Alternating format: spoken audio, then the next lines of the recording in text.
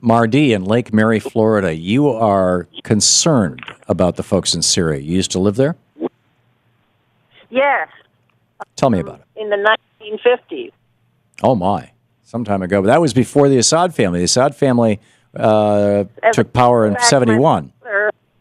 My father was the pilot for the Shah in Iran. Mm-hmm. And in Pakistan, he flew started the airline Pakistan International. Mm-hmm. And in Iran, he flew the Shah whenever the Shah left Iran because the Shah did not trust his own pilots, the Iranian pilots. And my point is this. I am a Democrat, a retired teacher,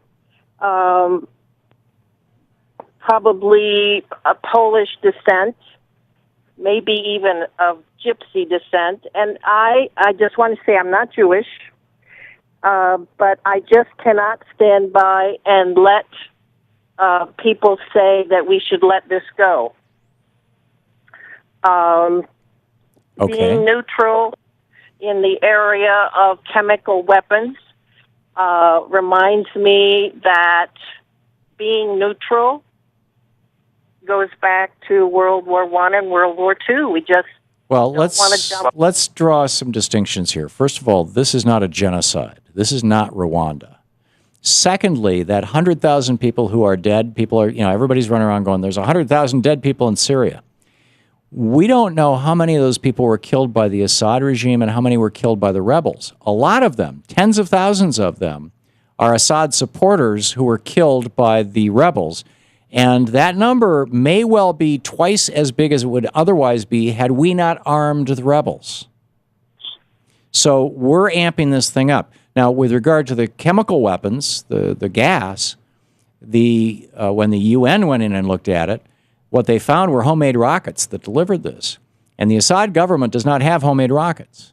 And the Assad government is asserting that this was done by the bad guys, or from their point of view, but the good guys from our point of view, by the rebels. And some of those rebels are Al-Qaeda.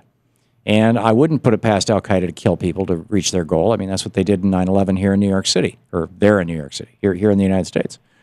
So, and according to German intelligence right now, it looks like even if it was the Assad government, Assad wouldn't be stupid enough to do this. I mean, if he was going to use chemical weapons, it would be as a last resort, and he would take out an entire city with them. I mean, he would take out all of the opposition. He would really use them as a weapon of war if he was that, backed up against the wall like the crazed rat in the metaphor. But instead, that it was somebody in his government who used these chemical weapons in order to provoke the United States to come in and bomb Assad because they want him taken out. Now, here's the question, Mardi. You know that region. You know the people. You know that there's Druze, there's Jews, there's Christians, there's Alawites who are largely Shiites. There are Sunnis. There are all these different groups that have traditionally hated and killed each other. And the thing that has prevented them from killing each other up until 2 years ago was a dictator.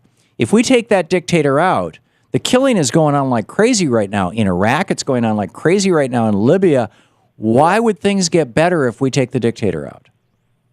Because the point is, it's not who did it, it's what it was.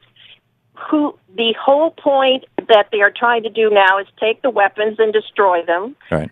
United Nations might do that. I don't believe that'll happen. But we cannot stand by again and let chemical weapons kill lots of people. And if they're in the wrong hands, most governments have to be in charge of their chemical weapons if they have them. And obviously Assad let them go somehow. They got away from him. So it is not who did it. It is what it is.